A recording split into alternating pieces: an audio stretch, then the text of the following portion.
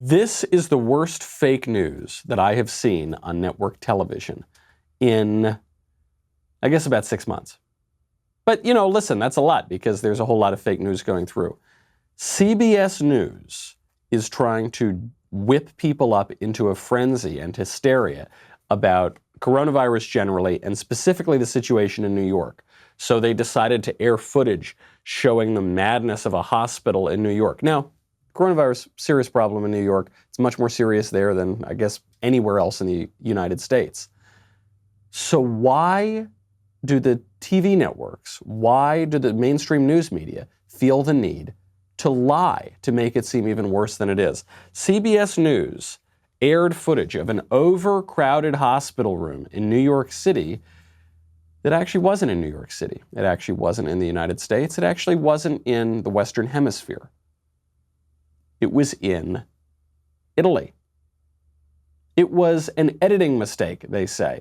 They took immediate steps to remove it from all platforms and shows. Here is the footage side by side. You will hear the report from British news talking about this hospital room in Italy. And if you can see it, you'll be able to see that it is almost shot for shot the same room that they're pretending is in New York. This is the main hospital in Bergamo, in Lombardy province. It's one of the most advanced hospitals in Europe. There it is. You can see it's the exact same room, and they're pretending that this is in New York.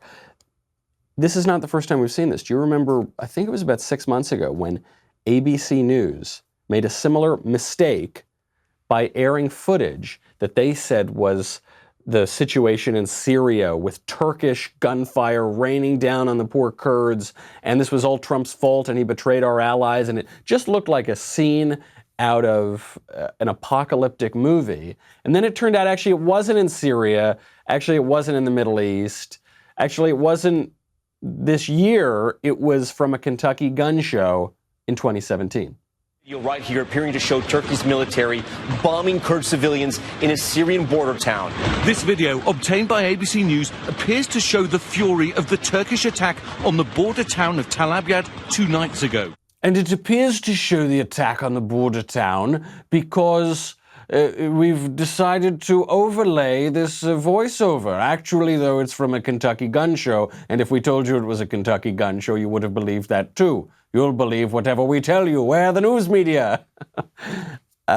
Outrageous stuff. Obviously, this is why people no longer really believe the mainstream media, but they continue to do it. Why do they continue to do it? Because nobody sees the correction. Nobody, unless you were watching this show, listening to this show, reading some conservative news outlets, you would not know that CBS News actually was airing footage of crowded hospital rooms in Italy, which is much worse off than the United States. You would not know that. Unless you are watching or listening to conservative media, you would have no idea that that footage that was supposed to be from battlefields, Turkey rolling the tanks in, was actually from a Kentucky gun show. Because what happened?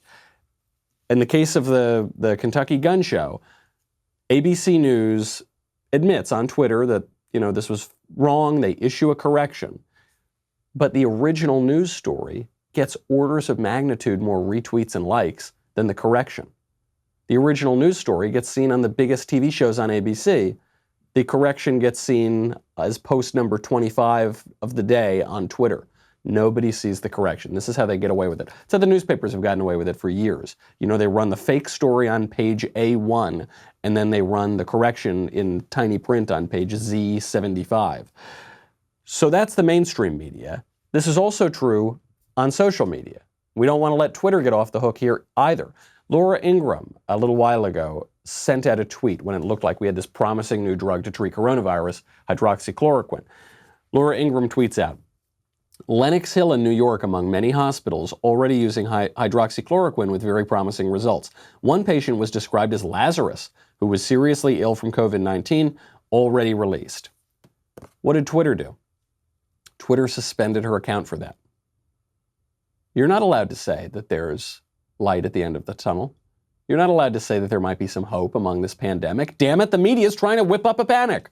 And Laura Ingraham's getting in their way by suggesting that we might have decent medical treatment for it. So they suspend her account. They tell her that she's got to delete the tweet if she wants to get her account back. They said it was, quote, misleading information around COVID-19.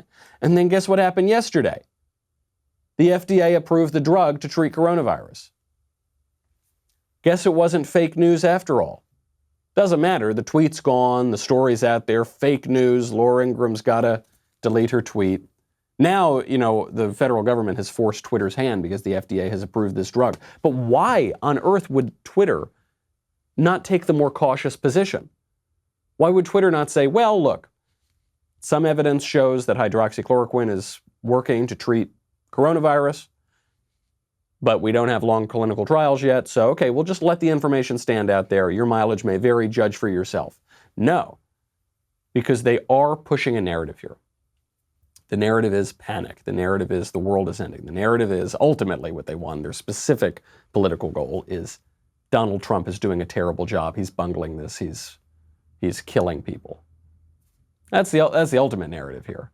And so Twitter is always going to err on that side. ABC News, always going to err on that side. We don't know what this footage is. We just found this in the street. Someone just, okay, let's just assume it's evidence that Trump made a terrible move in the Middle East. Oh, it's a Kentucky gun show? Whoopsie daisy, no big deal. Oh, yeah, we got this footage of a hospital room. Yeah, that looks like New York. Yeah, Trump's a bad guy. Yeah, this is terrible. Yeah, we're all going to die. You could have Googled it, right? You could have looked around. You could have said, wait, why are they all speaking Italian?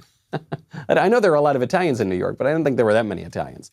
Thank you for tuning into the Daily Wire, one of the fastest growing conservative media outlets in the country. If you enjoyed this video, and really, even if you didn't, please be sure to give it a like and subscribe to our YouTube channel so that you don't miss out on any of our content.